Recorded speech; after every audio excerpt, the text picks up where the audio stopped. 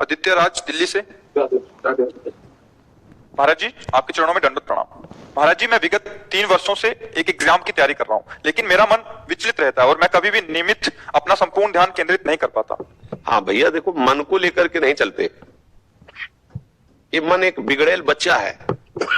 ये बच्चा नहीं, वो को गुनगुना में खेल रहा है, को कार में खेल रहा है, को सब खिलौने फेंक करके मम्मी की गोद में आ रहा है, कभी सोच करके मल में ही खेल रहा है। बच्चा है ना, बिल्कुल बच्चे जैसा बिगड़ेल बच्चा, जिद्दी बच्चा, ये मन है। इसको फुसला के, डांट के एक लक्ष्य पे लगाया जाता है। अब इस पे चलो कि ये जैसा कहे वैसा चले।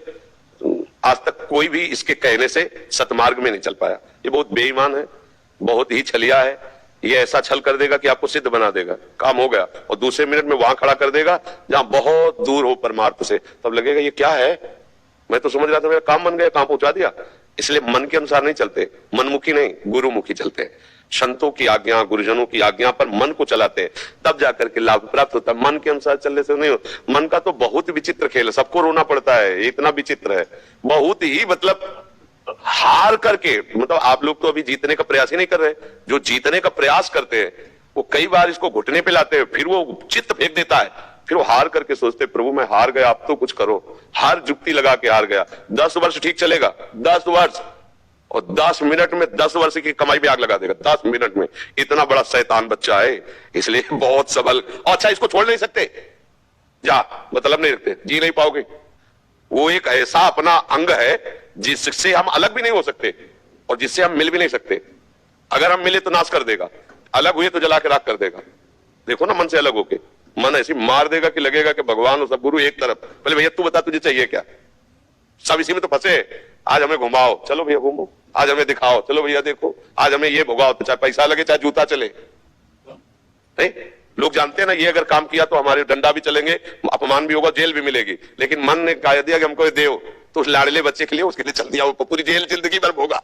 बहुत विचित्र है ये मन। इसलिए इसको संभालने के लिए मन को गुरु, किसी भी संत को, किसी भी शास्त्र को एक अपना गुरु मान लो और उसके अनुसार चलो तो ठीक हो जाएगा। और नाम जप के बिना मन को रोकने की ताकत नहीं पा सकता कोई, ये असली बात समझ लो।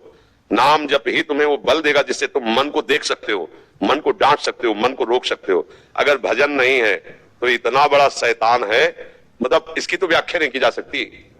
बहुत गंदी बात है मन को अपना मान लेना। इसको सुधारने के लिए इससे ऐसे रहना पड़ेगा जैसे चतुर दुश्मन पर घर में रहता है, निकाल सकते नहीं, व्यवहार बना सकते नहीं, अब कैसे जियोगे। ये कला आती है संतों से, युक्ति से मुक्ति, कि इसको निकाल सकते नहीं, तुम, तुम्हारी सामर्थ्य नहीं, और इसे सपोर्ट किया तुम्हारे जाओगे। अब बोलो क्या करूं, ऐसे ही सब फंसे, सपोर्टे में तो फंसे। जितने अस्पताल भरे, जितनी जेलें भरी है, मन के सपोर्ट में ही भरी है। अस्पताल रोग हुए तो मन का सपोर्ट किया, पाप बना, आप कर्म भोगना पड़ रहा है। इसी के सपोर्ट के कारण तो भोगना पड़ रहा है। सपोर्ट करो तो मरो, सपोर्ट न करो तो जलो। रात दिन जलाएगा, डिप्रेशन में पहुंचा ये बहुत बड़ा फंसाव है। गुरु की कृपा से जिसने मन पर लगाम लगा दी, जीत गया, जीत गया। बस ये बात है, इसको जीतना पड़ेगा भैया। नहीं, कहीं एक जगह नहीं लगता।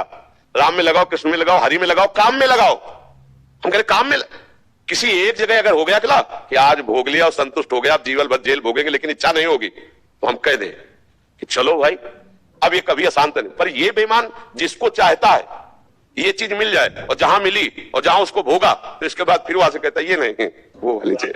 अब इसको क्या करे बताओ, क्या करे। कहीं भी आज तक टिका हो तो बताओ, कहीं भी। अरे उसे कहीं नहीं मिलता तो फिर वही, फिर वही, फिर नई लालसा, फिर यही रात से तो समझना होता है। यही तो सबको मारे डाल रहा है, यही पूरा जन्म बर्बाद कर रहा है, पूरा जन्म। सारा खेल इसी नेता का है। मन नेता है ना इंद्रियों का, सारा खेल वही की। तभी कहा गया मन मारिया तन बस में की ना हुआ भरम सब दूर, बाहर से कछ दिखत लाई अंदर चमके नूर। आपो त्याग जगत में बैठे नहीं किसी से काम, उनमें तो कछ अंतर ना संत कहो चाहे राम। कसौटी कस के जीवन को भगवान में समर्पित करना भैया। त्राहिमा मोही रक्षा करे तब होता है, तो धज्जियां उड़ा देता है मन। ऐसे थोड़ी। जो सच्चाई से चलने वाले साधु महात्मा है वो साधुकों को क्यों प्यार करते हैं, इसी से कहते हैं भैया तुम्हें प्यार करने वाला इस सृष्टि में कोई नहीं मिलेगा। एक गुरु कृपा ही तुम्हें संभाल सकती है, आगे बढ़ो। कोई नहीं, कोई सपोर्टर नहीं है, कोई सपोर्टर नहीं, कोई शब्द कह दिया, कोई नहीं।